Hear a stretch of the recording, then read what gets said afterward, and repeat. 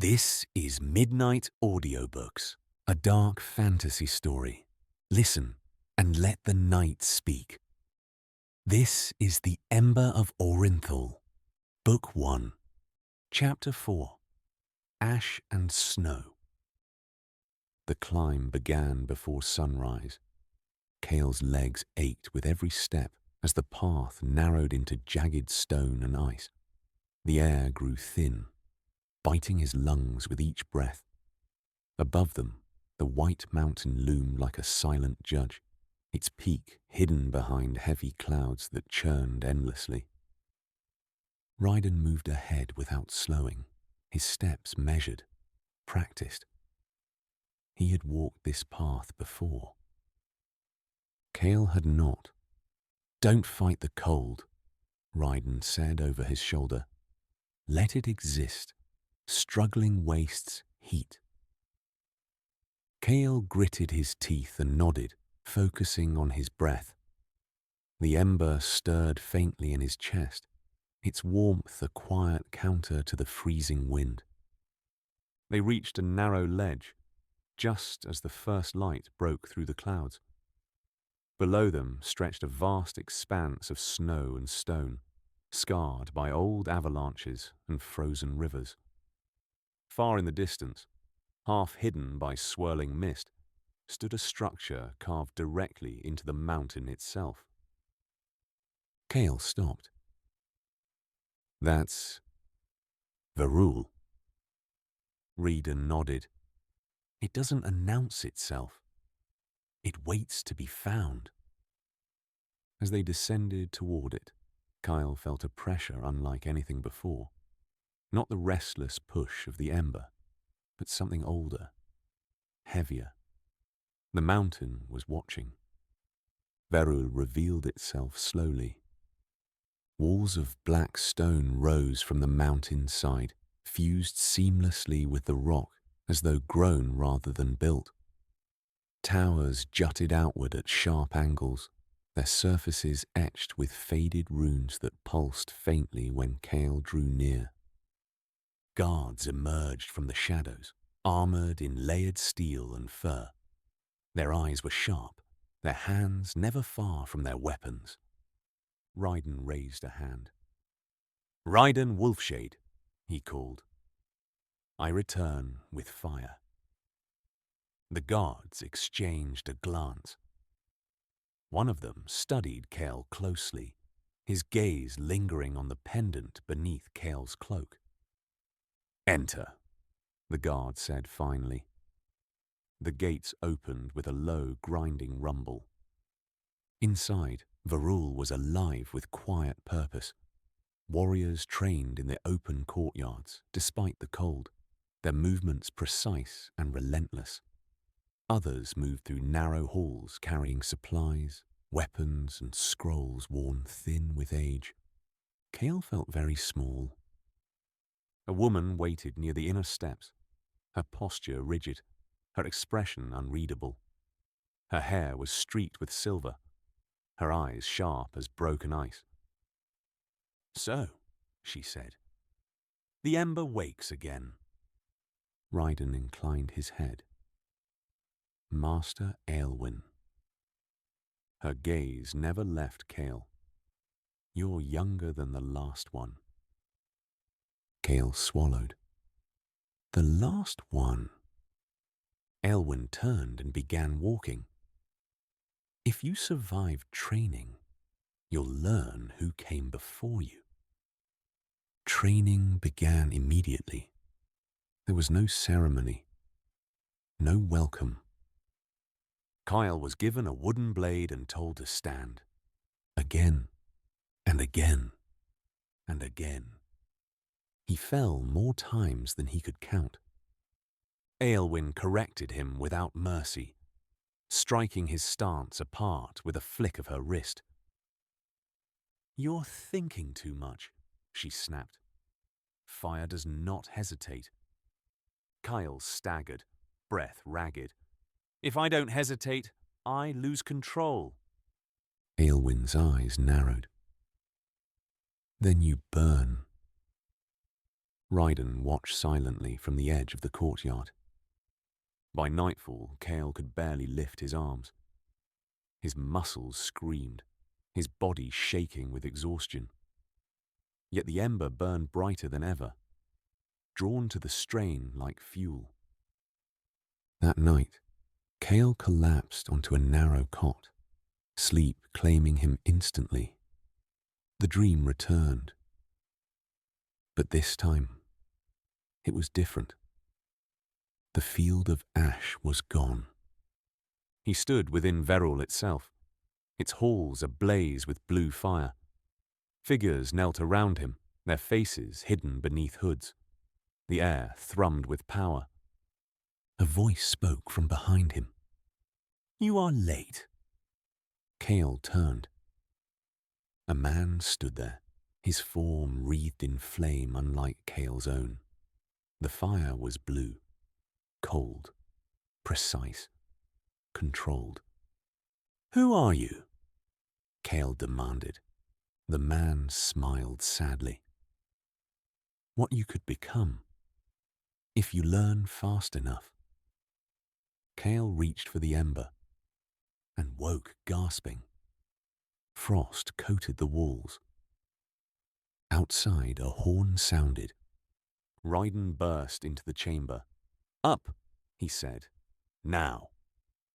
Cale stumbled outside just in time to see it. Beyond Verul's outer wall, shapes moved across the snow.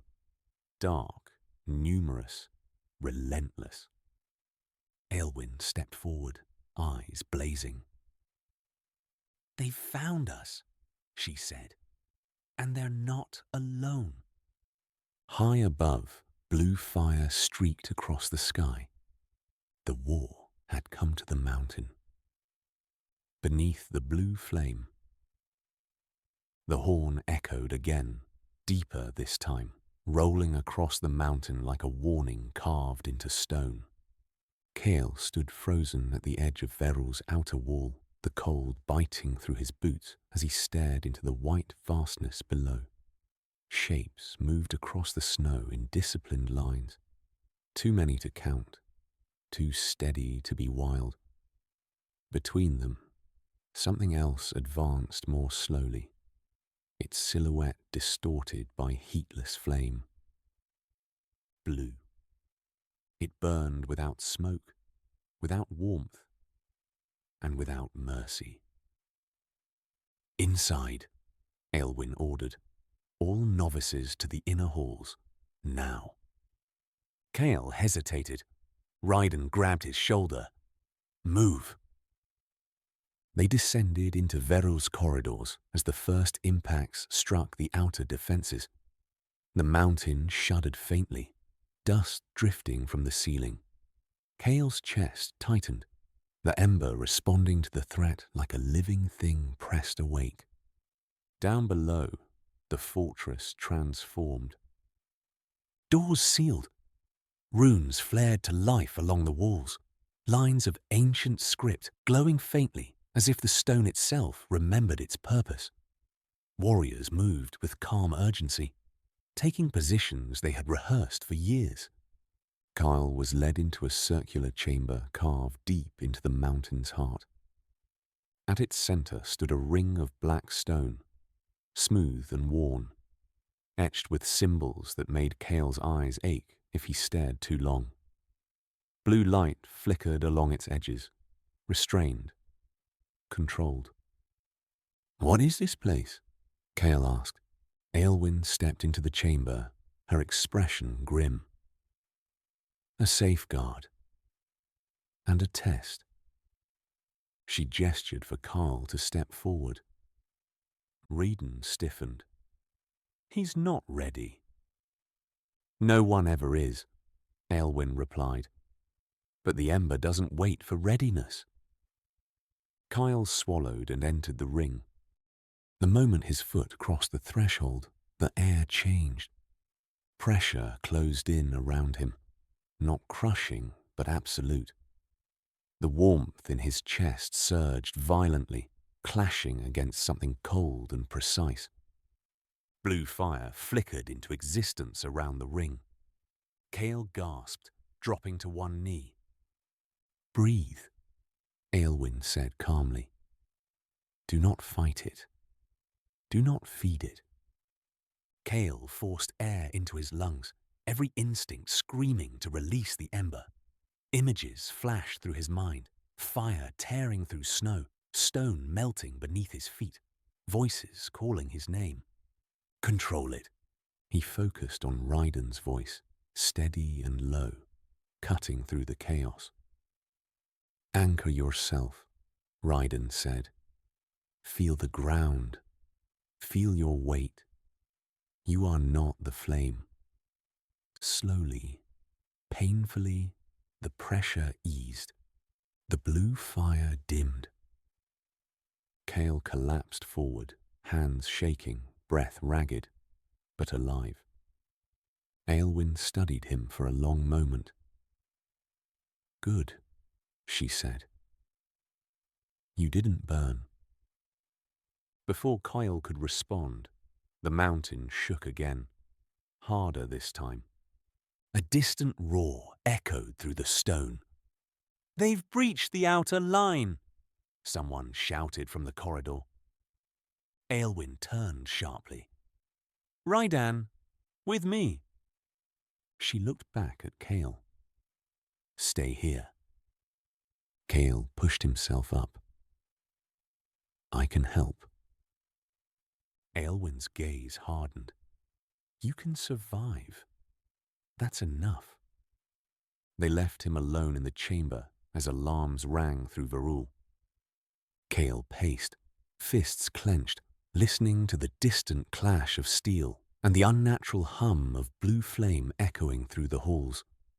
The ember throbbed in his chest, furious, restrained. Then the chamber door opened again. The man from Cale's dreams stepped inside. He was real. Blue fire wreathed his hands, calm and contained. His face was older than Kyle's, lined with exhaustion and regret. "You feel it too," the man said quietly. "The pull between us." Cale stared. "You're the one they were hunting. The blue flame." The man nodded. "They call me many things. Once I was called bearer." "Of what?" "Of restraint," the man replied. "Something you'll need if you survive what's coming."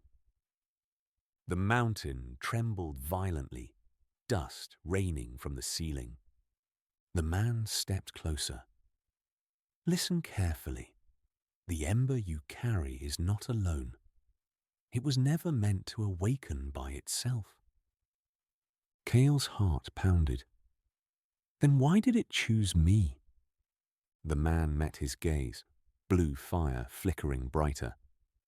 "Because something worse is waking," he said, "and fire answers fire."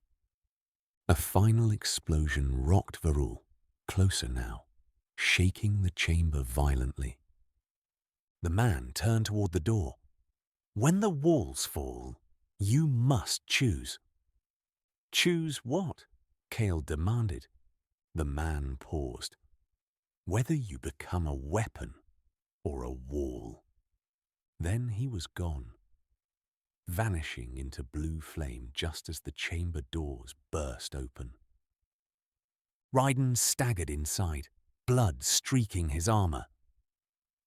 "Kyle," he said urgently, "they're through the lower gates." Cale straightened, the ember blazing fiercely within him. "Then teach me," Cale said. "Now." Ryden looked at him for a long moment, then nodded. "Very well," he said. "But once you start, there's no turning back." Far above them, the blue flame roared against the mountain. And deep within Cale's chest, the ember answered. Thank you for listening. If this story stayed with you, Take a moment and let it settle. New chapters will follow. When the night is quiet, the story continues. This is Midnight Audiobooks,